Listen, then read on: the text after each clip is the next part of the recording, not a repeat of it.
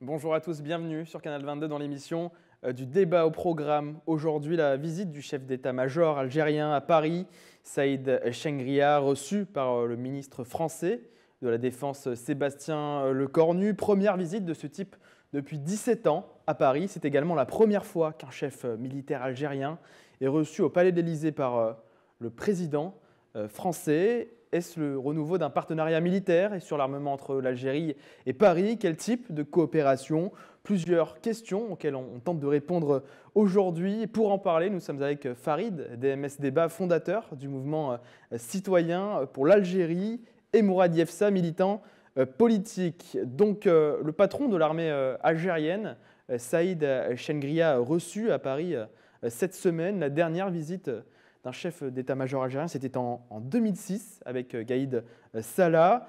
Mourad Yefsa, de quel œil voyez-vous cette visite de Saïd Chengria en France? Est-ce que c'est une visite symbolique pour vous? Oui, premièrement, moi je suis donc membre fondateur du comité de citoyens algériens en France pour l'Assemblée constituante souveraine. Bien sûr, nous, dans notre comité, on est très attachés à la question donc, de la souveraineté du pays, la souveraineté populaire.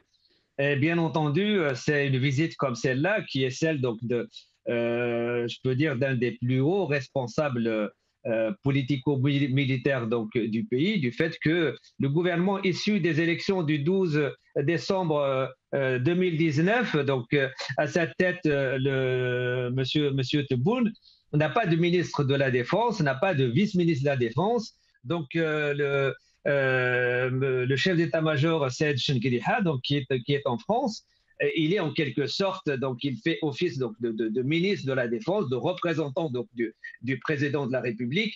Et bien entendu, il ne s'agit pas donc d'une visite symbolique, il s'agit donc d'une visite, on peut dire même d'une visite vraiment stratégique, d'une visite importante pour plusieurs raisons. Premièrement, nous sommes donc dans une situation mondiale, mais aussi donc régionale qui est troublée. Donc avec la guerre en Ukraine qui engloutit des dizaines de milliards de dollars chaque mois. Donc les spécialistes aujourd'hui, quand ils font les comptes, l'Ukraine a reçu autour de 200 milliards de dollars d'aide en matériel, en finances, etc., etc. Et les conséquences donc comment dirais-je donc de cette guerre fait que les principaux pays leaders donc de l'Union européenne, comme donc la France, l'Allemagne, l'Italie, l'Espagne, etc., donc du fait donc des sanctions, se sont obligés donc de se priver des matières premières russes, essentiellement bien sûr le pétrole et le gaz, mais pas seulement. Il y a aussi donc des matières premières, et donc ils sont obligés donc de se tourner donc vers l'un des principaux pays d'Afrique pivot, donc l'Algérie. Quand on regarde la carte de géographie, on voit tout de suite donc, que l'Algérie, elle tape aux yeux. C'est le premier pays qui vous frappe. C'est un grand pays, c'est un pays qui a des richesses, c'est un pays de 45 millions d'habitants, c'est un pays qui pèse politiquement du fait donc, de son histoire. Et donc, bien sûr, cette visite entre dans le cadre donc, des nouvelles relations stratégiques entre la France et l'Algérie qui a été inaugurée, on peut dire, par donc, la rencontre entre le président Macron et le président Tebboune et leurs principaux collaborateurs donc, au mois d'août, suivi donc, d'un déplacement d'une grande délégation française conduite par la première ministre. Et puis maintenant, donc, ces relations-là, donc, avec la visite donc, d'un haut responsable politico-militaire algérien. Je pense que ça rentre dans le cadre aussi donc, des problèmes aujourd'hui donc, au Sahel qui posent vraiment pour la France qui est en train donc, de perdre du terrain et pour l'Algérie qui a besoin donc, de sécuriser toute la partie donc, sud donc, de l'Algérie qui nous permet donc, avec l'exportation des hydrocarbures donc d'avoir plus de 90% de nos rentrées en devises. Et donc, il y a des intérêts, on peut dire qu'il y a des intérêts communs. Donc, pour l'Algérie, sécuriser donc, le pays, sécuriser les frontières. Et donc, le seul moyen, c'est éviter donc, l'éclatement des États comme le Mali, le Niger, la Mauritanie, le Burkina Faso, la Libye, etc. Et donc, Voilà, je pense que ces discussions au plus haut niveau rentrent dans le cadre donc, de ces intérêts communs.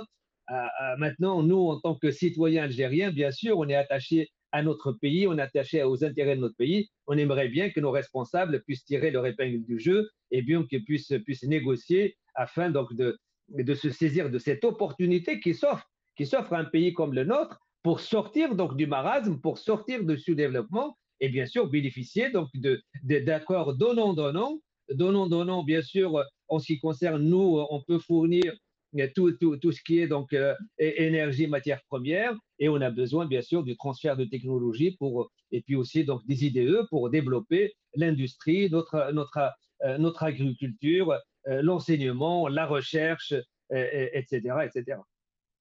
Et commun, vous avez également parlé de transfert de technologie. Alors, le ministre français de la Défense a publié un communiqué. Il dit, je cite, cette visite s'inscrit dans le cadre du renforcement de la coopération entre l'armée nationale populaire et les armées françaises.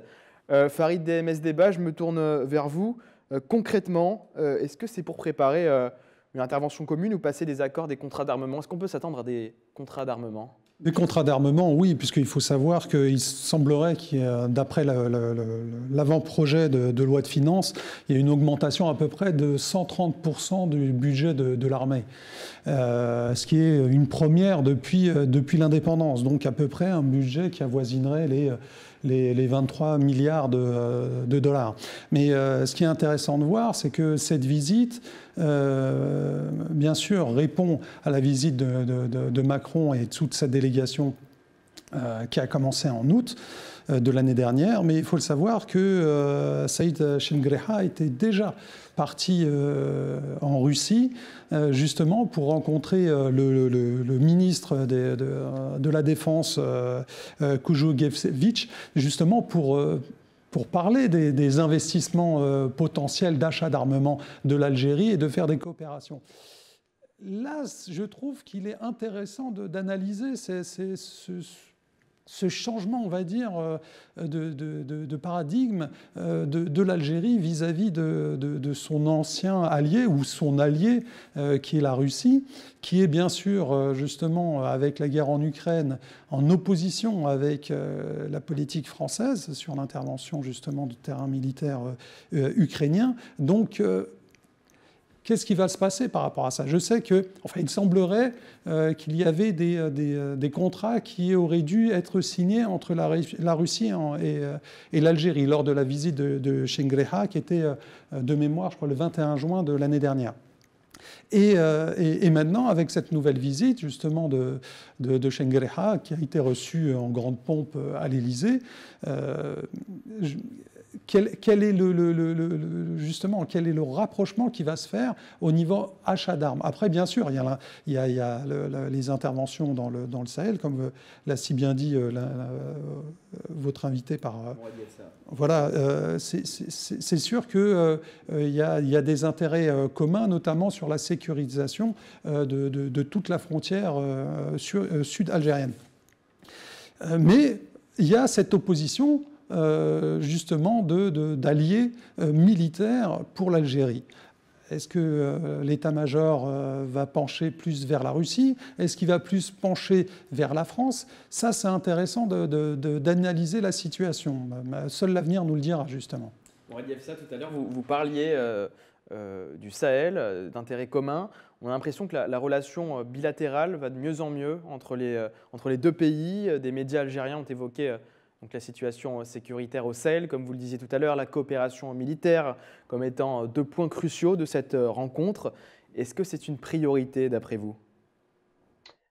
Oui, parce que bien entendu, il n'existe aucun pays qui peut avancer, qui peut se développer sans stabilité, sans assurer une certaine paix dans son propre périmètre, territoire. Et il se trouve que l'Algérie, elle a ses frontières, donc des feux qui sont allumés, et donc elle a tout intérêt, bien entendu, à s'investir, à intervenir intervenir politiquement pour effectivement un règlement pacifique politique donc de ces conflits, surtout donc pour le Mali, le Niger, la Mauritanie, la Libye. et maintenant le Burkina Faso, et même ça descend un peu plus loin, ça touche d'autres pays, ça devient très, très, très compliqué, sans parler donc du Maroc et puis des tentatives aussi donc de rapprochement avec Israël dans un but bien, bien précis, effectivement.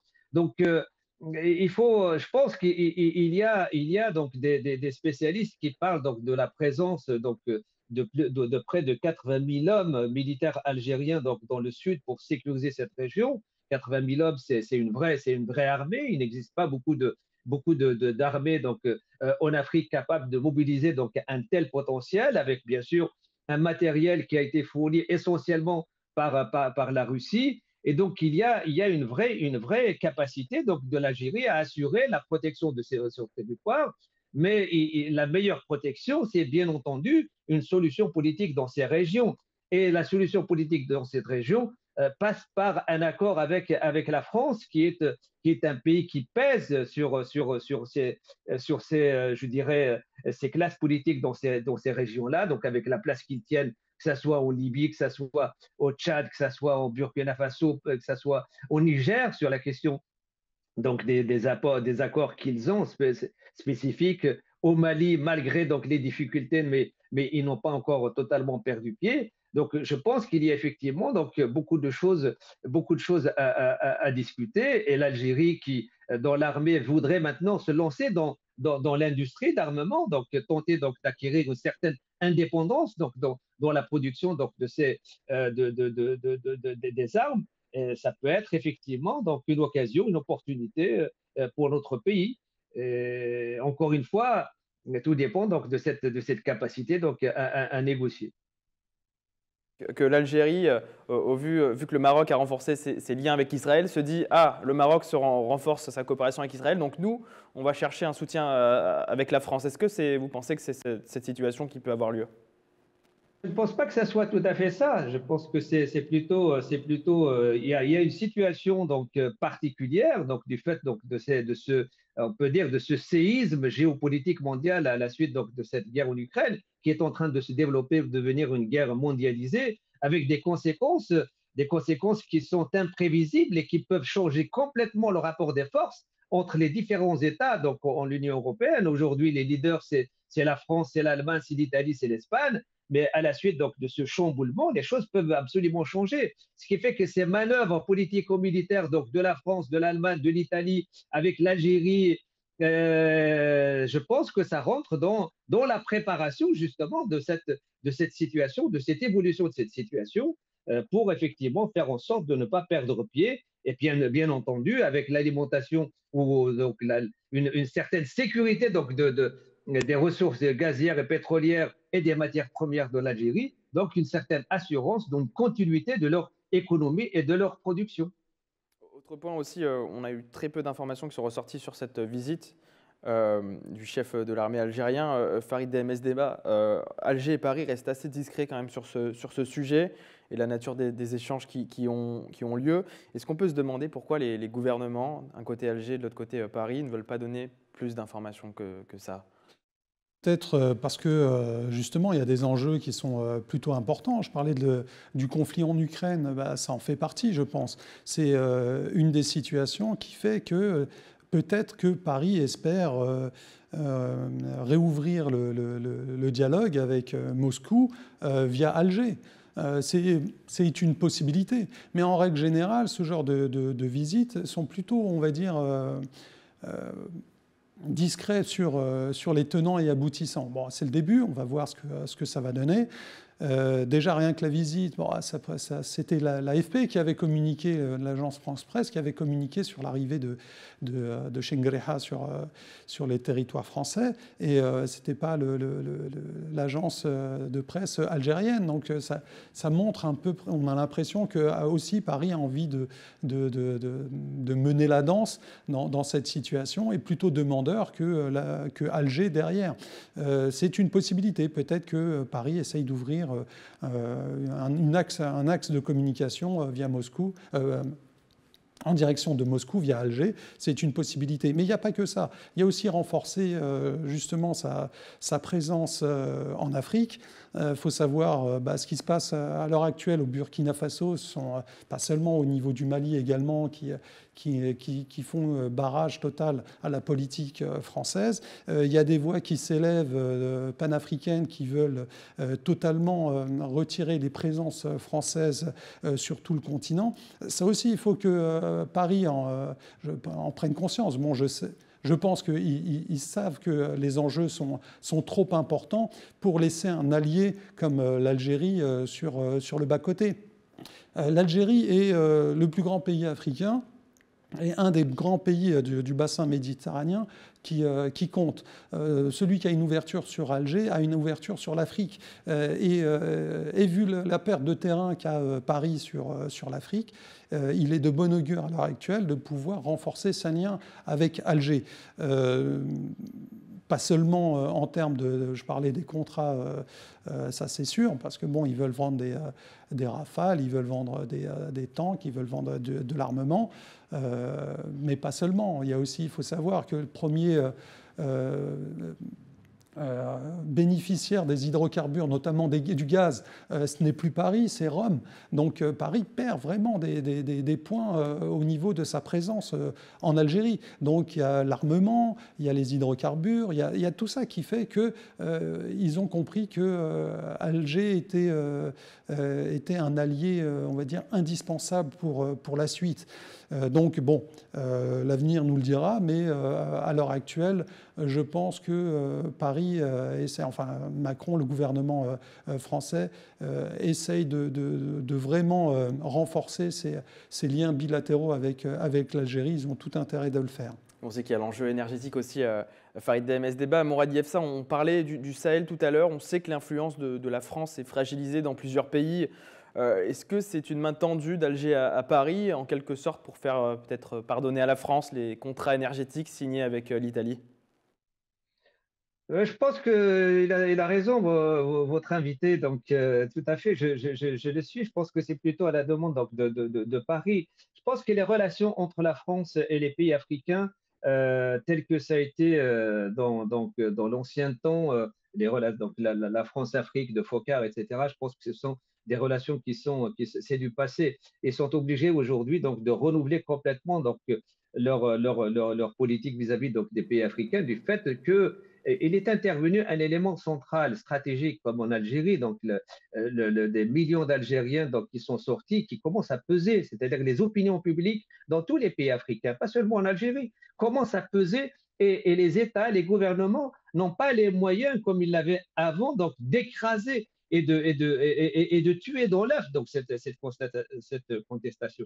Et donc les opinions publiques aujourd'hui, donc dans tous les pays d'Afrique, donc exige qu'il y ait donc le respect de la souveraineté, le respect des indépendances. Et à ce moment-là, donc la France est obligée donc de changer de politique. Et je pense que des relations donc gagnant-gagnant bilatérales avec l'Algérie comme pays pivot et ensuite qui peut donc aider donc dans toute la région. Je pense que c'est ce qui est en train d'être défini comme politique étrangère en Afrique par le président Macron et les différentes relations, les différents déplacements, les différents contrats qui sont en train d'être signés, à mon avis, donc prouvent cela.